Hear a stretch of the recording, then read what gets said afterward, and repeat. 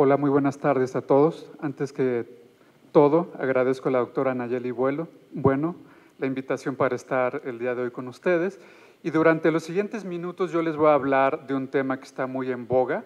ejercicio en cirrosis, el cual esperamos que en los siguientes meses, en los siguientes años, poco a poco tengamos más evidencia que nos apoye, que nos guíe en el tratamiento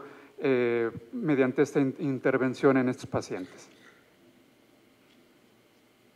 Para iniciar vamos a ver algunas definiciones. Por ejemplo, actividad física se refiere a cualquier movimiento corporal que es producido por los músculos esqueléticos que ocasionan gasto energético. Cada vez que el paciente se mueve, se sienta, se para, camina, etcétera, a eso se refiere a actividad física. Cuando la actividad física se realiza de una manera planeada, estructurada, repetitiva, mediante un programa, eso se convierte en ejercicio. Y también, o sea, la importancia de esto es que el ejercicio va a tener el propósito de mantener el acondicionamiento físico, el cual pues, se define como la capacidad de efectuar tareas de la vida diaria con vigor y atención, sin fatiga y con suficiente energía para disfrutar el tiempo libre. A pesar de que esta definición es compleja, rimbombante, tiene algunos componentes que principalmente nos hablan de varias cosas. Uno es la calidad de vida. El otro es también que el paciente nos preserva tanto funcionalidad como independencia. De tal manera que, como pueden ustedes inferir de estas definiciones, existe una interrelación entre todas estas definiciones, la actividad física que se realiza de manera normal en cada paciente, cuando se hace de manera programada y estructurada con algún objetivo, por ejemplo, mejorar el acondicionamiento físico, durante toda esta etapa, pues bueno, aquí ya la definición cambia a ejercicio. El acondicionamiento físico se va a dar en diferentes sistemas, por ejemplo, cardiovascular, que quizás es el más estudiado, y pues más aún en cirrosis, mucho de esto todavía no está muy claro el impacto que tiene. También existe beneficio o hay también cambios a nivel respiratorio, muscular, que es uno de los blancos principales a los cuales actualmente irá encomendado, irá encaminado el ejercicio debido a la relación entre sarcopenia y mortalidad, y finalmente también cambios a nivel neurológico. Todo esto, el acondicionamiento físico, se va a evaluar mediante la respuesta al esfuerzo cardiopulmonar, y para esto se utilizan dos pruebas, principalmente la prueba de esfuerzo y la caminata de 6 minutos. De estas, el consumo máximo, el consumo pico de oxígeno, es el estándar de referencia en el cual evaluamos el acondicionamiento físico en pacientes con cirrosis, que está evaluando en los diferentes ensayos clínicos que evalúan esta intervención. ¿Cuáles son los beneficios del ejercicio? Pues bueno, en población general se ha reportado mejoría en la masa ósea, mejoría de la calidad de vida, mejoría cardiopulmonar, mejoría metabólica y mejoría del estado cognitivo. Todos estos beneficios que están descritos en la población general son beneficios que son sumamente atractivos en pacientes con cirrosis, desde la mejoría de la masa ósea, por ejemplo, en aquellos pacientes con colangitis biliar primaria que tienen colestasis, que tienen pérdida de la masa ósea, mejoría en la cardiopulmonar, que esto va a ser de suma importancia en aquellos pacientes que están enlistados para trasplante hepático. Recuerden que la cirugía de trasplante hepático es una cirugía muy grande en la cual pues, uno de los criterios por los cuales se pueda efectuar de manera adecuada la cirugía es que se encuentre el paciente sano desde el punto de vista cardiopulmonar. Finalmente, todo esto tiene un impacto en cuanto a mejorar la morbilidad y también mejorar la mortalidad, y esto pues está pendiente que se revise a largo plazo en pacientes con cirrosis. En cuanto al tiempo ideal del ejercicio, aquí les muestro un ejercicio en población general. Son más de 400,000 individuos con un seguimiento de más de 8 años, y aquí se evaluó, se encontró que el ejercicio de 92 minutos por semana, eso significa 15 minutos diarios, se relacionaba con una reducción de riesgo de mortalidad del 14%. Esto significó para estos pacientes, para este grupo de población, 3 años más de vida. Este mismo estudio menciona que por cada 15 minutos adicionales de ejercicio, disminuye la mortalidad por cualquier causa un 4% y por cáncer 1%. En población general, la OMS es bastante específica o tiene guías bastante bien establecidas en cuanto a cuál es la duración ideal de la actividad física del ejercicio en la población general. Por ejemplo, se recomienda que al menos en población general se tengan más de 150 minutos por semana, aunque idealmente debe ser el doble, más de 300 minutos por semana, y algunos investigadores mencionan que probablemente más tiempo sea mejor. Sin embargo, a la hora de analizar esta curva, pues esto ya no es tan correcto. Ustedes pueden observar aquí los beneficios en cuanto a la salud, dependiendo de la cantidad en minutos de actividad física, de ejercicio que el paciente realiza. Y aquí pueden ver cómo a partir de 300 minutos semanales, los beneficios ya no incrementan de manera adecuada. Esto es algo que ya está bien establecido en población en general, sin embargo, hasta el momento no existe un estudio a largo plazo que evalúe que estos beneficios van a ser iguales o que tenemos el mismo umbral para pacientes cirróticos comparados con población general. Por lo tanto, podemos decir que actualmente, pues bueno, ¿qué tanto podemos prescribir en cuanto a la duración de ejercicio en el paciente cirrótico? Pues no lo sabemos de manera adecuada, no hay un ensayo clínico que lo apoye. Sin embargo, ya existen muchos centros que están trabajando actualmente en esto y probablemente durante los siguientes años podremos tener una respuesta a esta interrogante. Por otro lado, también desde el punto de vista fisiopatológico, existen diferentes vías que están implicadas en los beneficios del ejercicio. Por ejemplo, existe mejoría en la función endotelial. También recuerden que el ejercicio hecho de manera programada es un estado de estrés oxidativo de bajo impacto, y también en pacientes que realizan ejercicio hay una mejoría en la regulación inmune y en la inflamación. Todas estas vías son vías que se comparten en la fisiopatología tanto de la cirrosis como también de las complicaciones de la misma. Por ejemplo, la disfunción endotelial está implicada en la progresión de la hipertensión portal, el estrés oxidativo y la inflamación son también vías que están compartidas, que se comparten con algunas complicaciones, por ejemplo, encefalopatía hepática. Por lo tanto, se menciona que el ejercicio, desde el punto de vista teórico y con un background fisiopatológico, pueda tener implicación en modular todas estas vías. ¿Qué pasa en cuanto a la prescripción del ejercicio? Pues bueno, ahí tenemos diferentes limitantes que no van a ser las mismas en la población en general que en la población cirrótica. Por ejemplo, en la población general, nosotros tenemos que estar atentos principalmente de limitaciones estructurales, anatómicas, por ejemplo, problemas de cadera, rodilla y obviamente problemas cardiovasculares, o sea, para evitar que el paciente vaya a tener algún evento cardiovascular durante el ejercicio. Sin embargo, en el paciente con cirrosis, además de estas limitaciones para la prescripción del ejercicio, tenemos que estar atentos de otras limitantes que pueden aparecer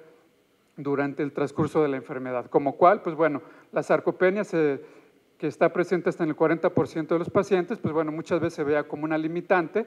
para realizar ejercicio, pues son pacientes que están cansados, que no tienen tanto músculo, el dolor muscular como tal, los calambres que se encuentran hasta en el 80% de los pacientes, dependiendo de la evolución, dependiendo del estadio en el cual se encuentren, la aparición de ascitis, edema o también la baja reserva para producir glucosa por el hígado. Todas estas son limitaciones potenciales que tenemos que tener en cuenta a la hora de prescribir ejercicio en los pacientes. Sin embargo, de las limitantes más temidas, debido a un par de estudios que fueron publicados hace más de 20 años, fue la elevación del gradiente de presión hepático-venoso. Si hay un aumento del gradiente de presión hepático-venoso, aumenta la hipertensión portal, obviamente, y en teoría eso nos llevaría a un incremento en el riesgo de sangrado variceal. ¿Qué pasa con esto? Pues bueno, durante mucho tiempo, como ya les había mencionado, el ejercicio pues no se prescribía o teníamos mucho temor en prescribirlo en pacientes cirróticos, y esto se basó principalmente en este estudio, únicamente 8 pacientes realizado por el Grupo de Barcelona, en el cual se evaluó el efecto agudo del ejercicio mediante pacientes que se sometían a cicloergometría con un VO2 máximo de 50%, y aquí se observó que durante las diferentes fases del entrenamiento físico hubo un aumento tanto de la presión hepática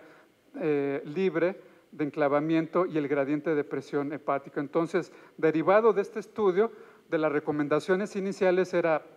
que el paciente cirrótico no hiciera ejercicio por el riesgo potencial de sangrado. Este mismo grupo posteriormente realizó un ensayo clínico en 23 pacientes, a los cuales a la mitad de ellos pues bueno, fueron asignados al grupo que recibió propranolol previo al ejercicio, y aquí se observó que en el grupo sometido a tratamiento con propranolol durante el ejercicio, aquí en realidad el gradiente de presión hepático venoso disminuyó en lugar de aumentar. Entonces esto ya nos daba la pauta desde hace aproximadamente 20 años a que podemos utilizar ejercicio físico en pacientes con cirrosis siempre y cuando estuvieran beta bloqueados de manera adecuada. ¿Qué pasa en cuanto a la experiencia más reciente? Pues bueno, este es un grupo que realizamos en el instituto, son pacientes mexicanos. Este es un estudio que se realizó en 25 pacientes, un ensayo clínico en el cual a 13 de estos pacientes fueron sometidos a un programa de entrenamiento físico, de ejercicio durante 14 semanas mediante cicloergometría, y esto se les realizó medición de gradiente de presión hepático venoso tanto de manera basal como final. Lo que pueden observar aquí en estos resultados son bastante interesantes. Pueden ver aquí por un lado en el grupo control cómo hubo un incremento en el gradiente de presión hepático venoso tanto en las presiones libres y de enclavamiento al final del periodo de observación, y cómo en el grupo de ejercicio, cómo hubo un descenso del gradiente de presión hepático, principalmente dependiente de un incremento tanto de la presión hepática libre, como un aumento de la presión hepática libre, como una disminución de la presión de enclavamiento en el grupo sometido a ejercicio. De manera individual podemos ver que en el grupo control únicamente disminuyó el gradiente en 2 pacientes, y en el grupo sometido a entrenamiento físico a este programa de ejercicio hubo un incremento del gradiente de presión hepática únicamente en 3. Posteriormente, un año después, o sea, en este año, el grupo de Barcelona realizó este estudio, publicó este estudio, en el cual se evaluaron pacientes cirróticos con sobrepeso y obesidad, principalmente en un estadio Child A, y se les midió a todos gradiente de presión hepático venoso, fueron 50 pacientes, y aquí ellos utilizaron ejercicio supervisado durante 16 semanas, más dieta hipocalórica y reducida en proteína. En ellos su objetivo fue disminuir de peso a estos pacientes que tenían sobrepeso obesidad. El programa de entrenamiento fue pues guiado por un entrenador en un gimnasio, y esto pues fue orientado 60 minutos por semana principalmente. La intensidad del ejercicio fue baja o moderada,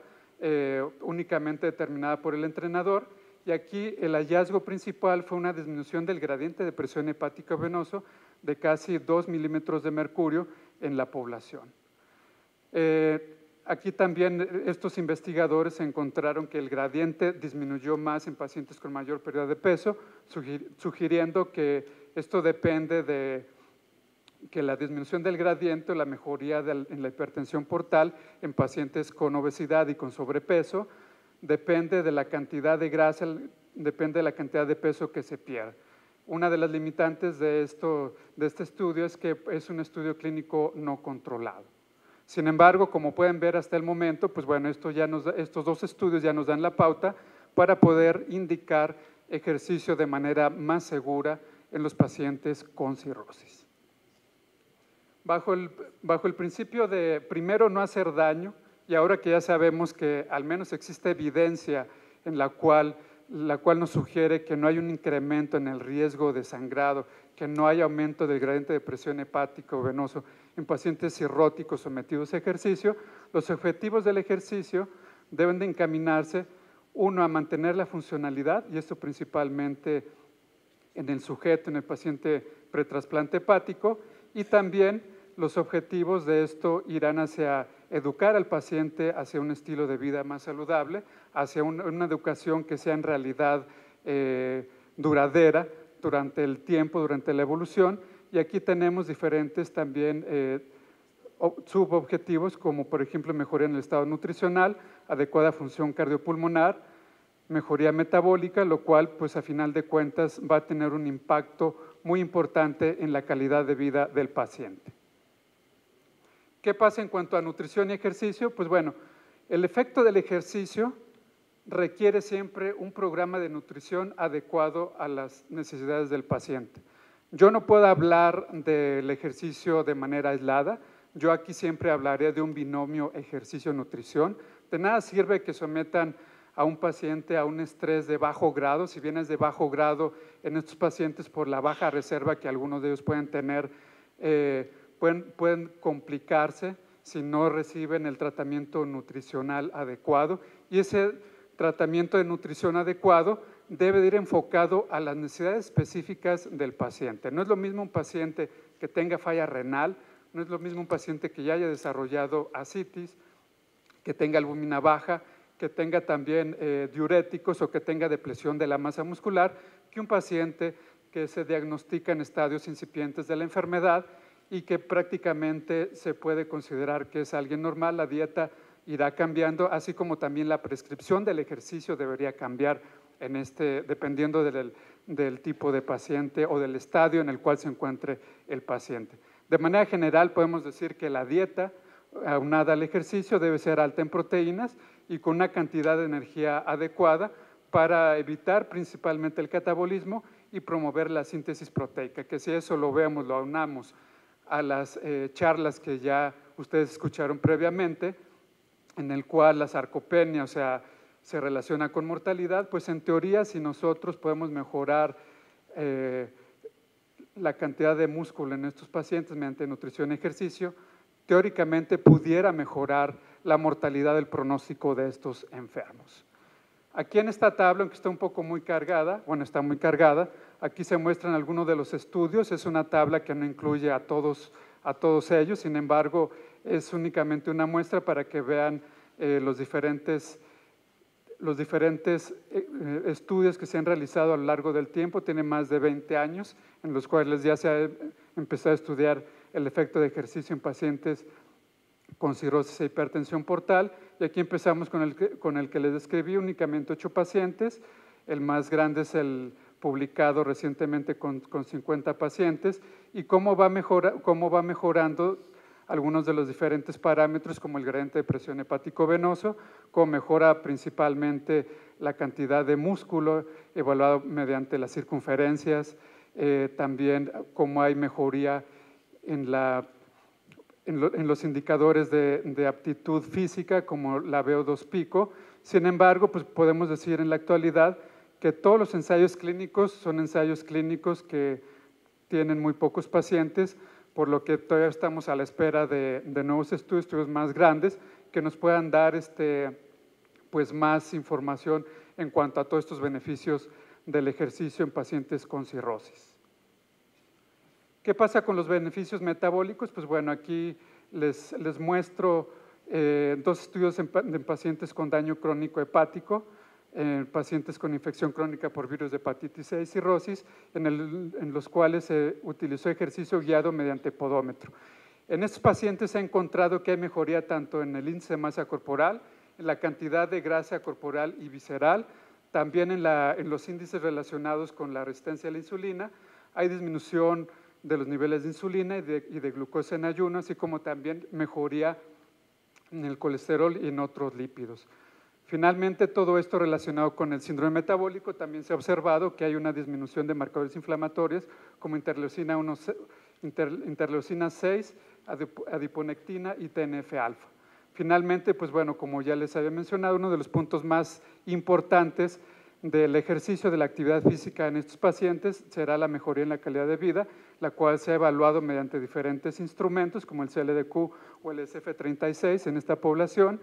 y aquí en estos pacientes se ha encontrado mejoría tanto en índices relacionados con actividad, mejoría en la fatiga, el paciente se percibe como mejor en su salud y también disminuye los índices relacionados con preocupación. En el estado nutricional,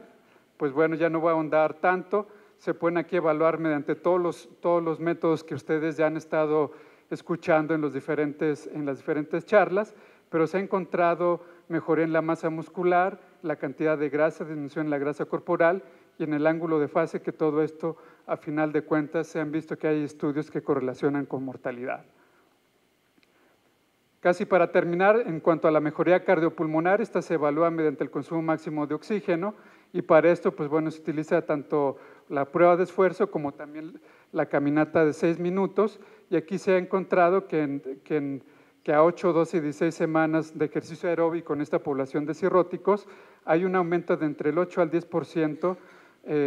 mililitros por kilo minuto en el consumo máximo de oxígeno y en la caminata de 6 minutos hay un aumento de entre el 10 al 20% de la distancia recorrida. Para terminar, en esta gráfica, esta es mi recomendación, este es mi punto en cuanto a la prescripción de ejercicio en cirrosis. Para mí, como algunos autores recomiendan realizar la restricción de sodio al momento del diagnóstico de cirrosis, yo recomendaría pues empezar con la prescripción de ejercicio en el paciente cirrótico al momento del diagnóstico. Y aquí el primer paso será la educación ante todo. Durante todas las fases de la enfermedad, en un paciente cirrótico compensado, en un paciente descompensado o en un paciente que está enlistado para trasplante, la educación es el pilar más importante de esto. En pacientes con cirrosis compensada, uno de los objetivos, el objetivo más importante de la educación, va a ser el implementar estrategias sustentables a largo plazo. De nada sirve que un paciente vaya con ustedes, esté en un proyecto, en un protocolo, pueda realizar ejercicio físico o su programa de entrenamiento físico por 3 a 6 meses y esto se pierde, el efecto se pierda y la constancia de él se pierda en el lapso del primer año. Y también, por otro lado, conforme un paciente pase de una cirrosis compensada a una descompensada, aquí también hay que tener en cuenta las complicaciones que el paciente desarrolla. No es lo mismo indicarle que un paciente trote, que un paciente camine un paso vigoroso, a un paciente que no tiene ninguna complicación, a uno que está encefalópata. Si lo mandan a que camine solo en el parque, pues bueno, hay riesgo de accidente, se puede perder, por ejemplo, también por la desorientación, o también no es lo mismo indicar ejercicio en un paciente que tiene ascitis, que casi no se puede mover, a otro que no lo tiene. Finalmente, ya en estadios más avanzados, en un estadio pretrasplante, aquí incluso se puede optar por el beneficio de los suplementos alimenticios, también junto con la nutrición, y durante todo el transcurso, en toda la evolución del paciente, o sea, se debe de hacer hincapié en el aumento de la actividad física. ¿Sí? Esto siempre de la mano con un plan integral, un grupo de apoyo multidisciplinario que incluya tanto a la nutrióloga, al médico, a un entrenador físico, a un fisioterapeuta y también a un psicólogo, psiquiatra que ayude a implementar alguna estrategia para aumentar el apego en estos pacientes. También recuerden que la complejidad del ejercicio va a ir disminuyendo conforme el paciente progresa en la enfermedad. Y esto más que todo son precauciones que debemos de tener en estos enfermos a la hora de prescribir esta intervención. Para terminar, pues bueno, existen múltiples beneficios del ejercicio en cirrosis, como ya les mencioné. Antes de que prescriban esta intervención, es necesaria una evaluación completa del paciente, tomando en cuenta factores limitantes previo a prescribir esta intervención. Y yo pues incluiría el ejercicio en el manejo integral del paciente con cirrosis como primera línea de tratamiento. Por su atención, muchas gracias.